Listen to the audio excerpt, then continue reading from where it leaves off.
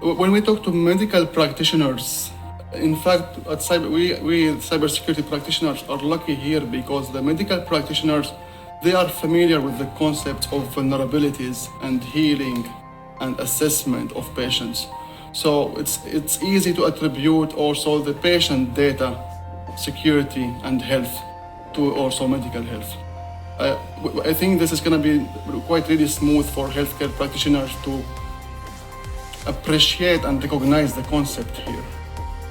I think most of the challenges comes perhaps from the administration of the healthcare organizations who don't want to spend money on upgrading or replacing those vulnerable systems. I see this is kind of quite very critical situation, and of course, I mean, in hierarchy, basically, those people have a lot of power. It's hard to talk to them and convince them, but we believe that the real stories are the first motivator here. And of course come the regulations. If there are regulations in the country that actually push those healthcare organization administrations to consider healthcare security requirements, that would be perhaps also from compliance perspective, that would be the way to go.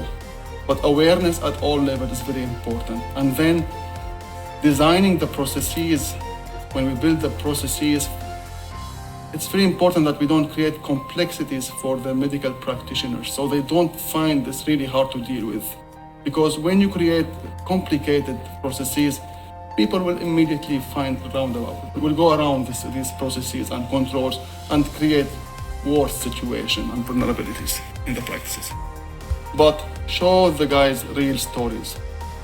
Show them real stories about WannaCry and Rogue ransomware, for example, and what kind of destruction they cause for healthcare organizations. Usually giving pragmatic stories is the best thing that you could do to convince management at healthcare centers that, hey, here is your peer, see what happened, please hurry up. And it's very important for this that at the very beginning, when they identify the threats and they do the risk profiling, then probably you will have more knowledge what you want to put in your recovery plan based on what threats you have identified.